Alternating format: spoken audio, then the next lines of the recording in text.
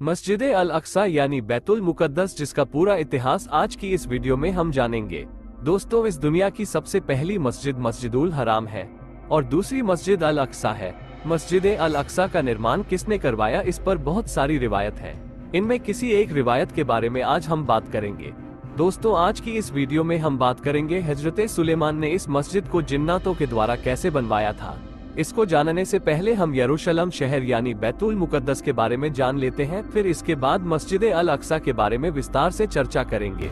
आइए जानते हैं यरूशलेम शहर यानी बैतुल मुकद्दस मस्जिद अल अक्सा, जो इस दुनिया के सबसे पुराने शहरों में से एक शहर है। आज की इस वीडियो में हम आपको इसके इतिहास के बारे में बताएंगे, इसलिए दोस्तों हम आपसे गुजारिश करते हैं कि आप हमारा वीडियो आधा अधूरा न देखें, वीडियो में बने रहे ताकि आपको इसके इतिहास की पूरी सही जानकारी मिल सके।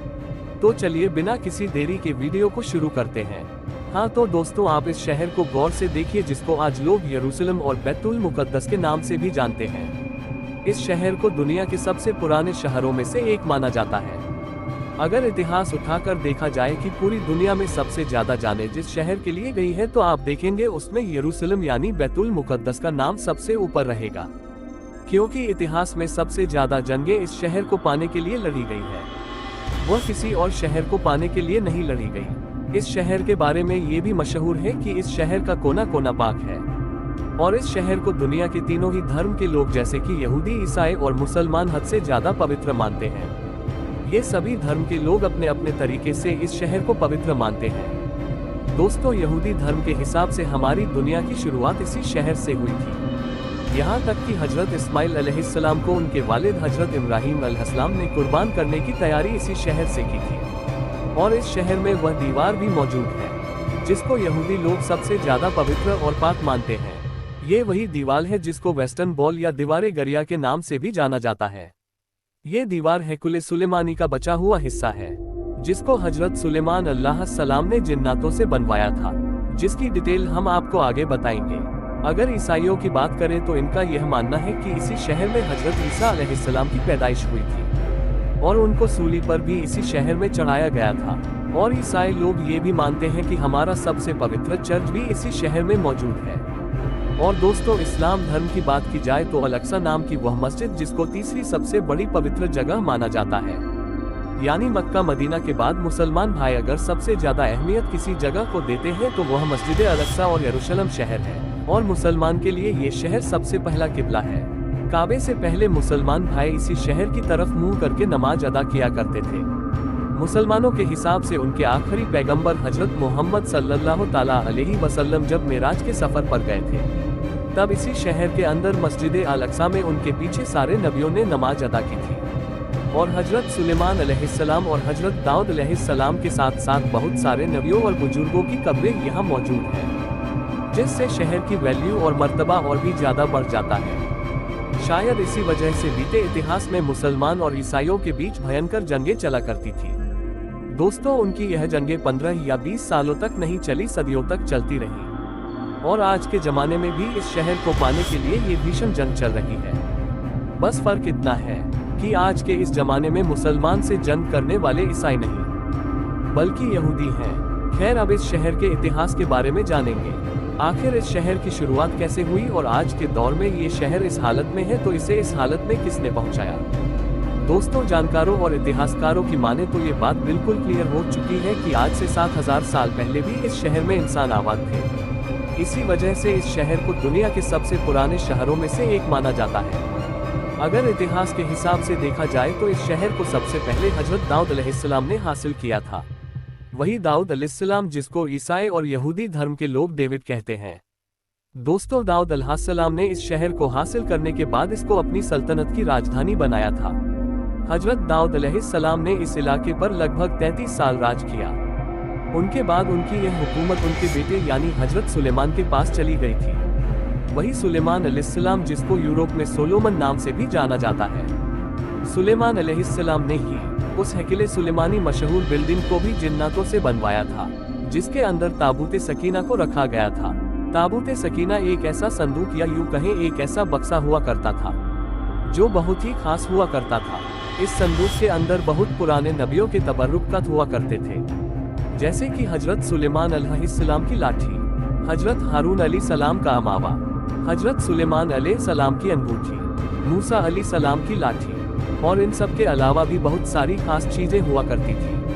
खैर, हजरत सुलेमान अली सलाम के इंतकाल फरमाने के बाद यहूदियों की सबसे बड़ी बर्बादी उस समय शुरू हुई, जब हजरत ईसा अली सलाम से लगभग 600 साल पहले बाबुल के रहने वाले एक बहुत ही जालिम बादशाह, जिसका नाम बख्ते नजर था, वह यहूदियों से बहुत ही ज्यादा नफरत करता था।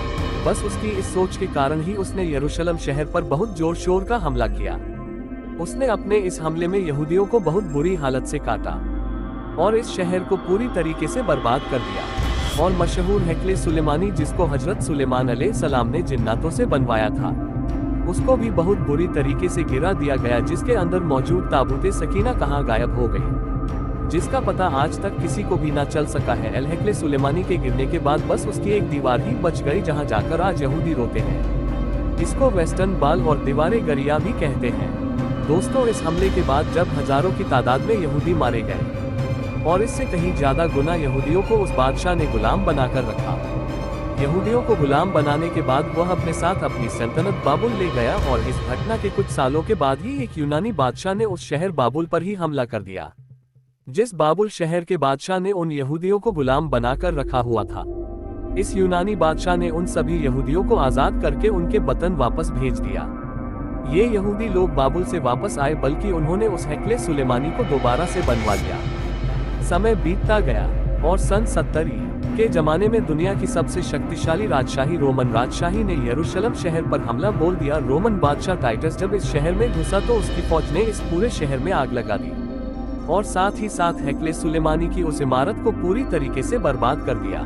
जैसे जैसे समय बीतता गया, वैसे वैसे यहूदियों का रोमन साम्राज्य में जीना मुश्किल होता गया और जिन लोगों ने रोमियन सल्तनत के खिलाफ बगावत करने की कोशिश की, तो रोमन साम्राज्य ने बगावत के इस जुर्म में इस पूरे शहर पर हल चलाकर इस शहर को पूरी तरीके से उजाड़ दिया। इस शहर में जितने भी यहूदी रहते थे, उन सभी को गुलाम बनाकर बाजार में ले जाकर बेच दिया गया। रोमन लोग यहूदी लोगों से इतनी ज्यादा नफरत किया करते थे कि जिसकी वजह से रोमन लोगों ने यहूदियों की उस खास जगह, जिस जगह पर पहले हैकुले सुलेमानी हुआ करती थी, उस जगह पर कूड़ा डालना शुरू कर दिया और यह मशहूर शहर 100 या 200 साल तक नहीं, बल्कि आने वाली कई सदियों तक वीरान रहा। और कई सदियां गुजर जाने के बाद मुसलमानों के दूसरे खलीफा यानी हजरत उमर ने इस शहर को रोमन सल्तनत से जीत लिया।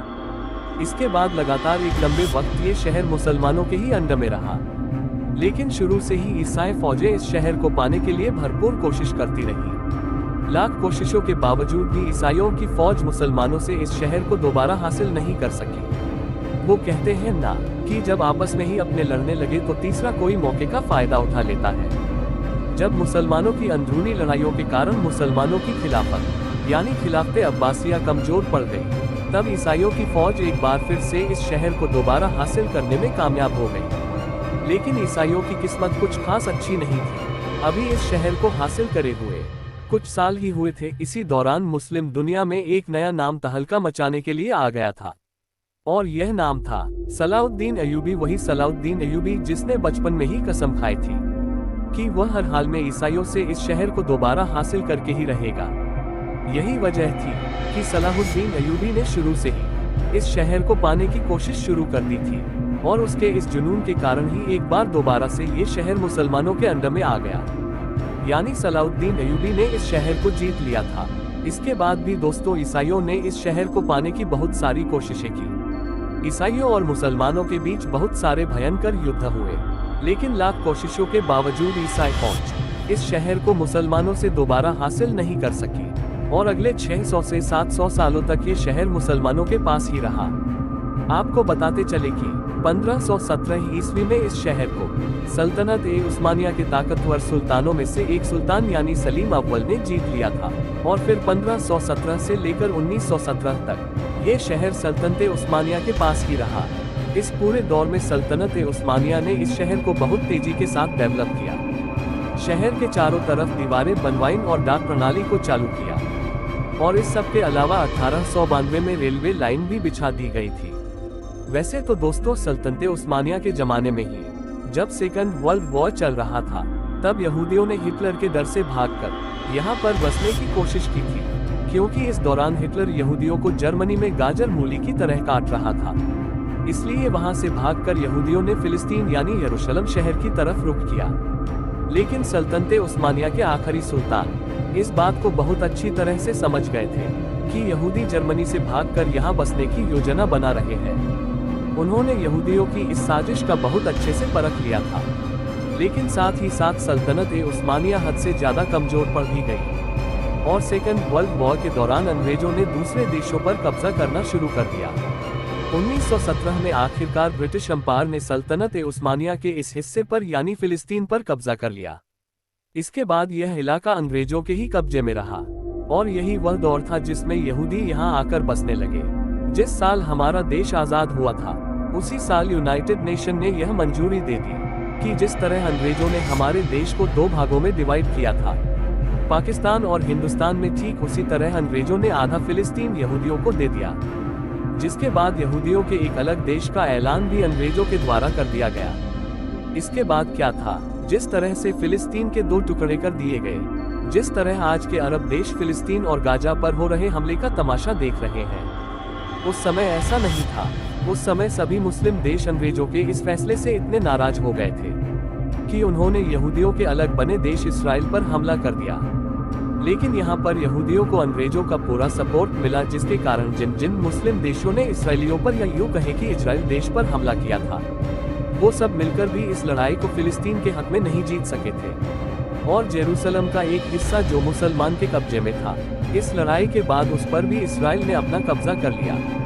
अंतर्राष्ट्रीय स्तर पर यरूशलेम शहर पर इसराइल के कब्जे को गलत मानते हैं, मगर इसके बावजूद भी इसराइल ने पूरे जेरूसलम शहर को अपने कब्जे में ले रखा है और साथ ही साथ फिलिस्तीन पर भी धीरे धीरे अपना कब्जा करने की कोशिश कर रहा है और कुछ हिस्सों पर तो कब्जा भी कर लिया है। मुसलमानों के लिए फिलिस्तीन अंबिया की सरजमीन ही नहीं, मुसलमान का पहला किबला भी है। इसलिए मुसलमान इस शहर के लिए अपनी जान देने को भी तैयार है और दूसरे की जान लेने को भी तैयार है। मेरे प्यारे भाइयों, आपको हमारा यह वीडियो कैसा लगा कमेंट बॉक्स में कमेंट करके हमें जरूर बताएं।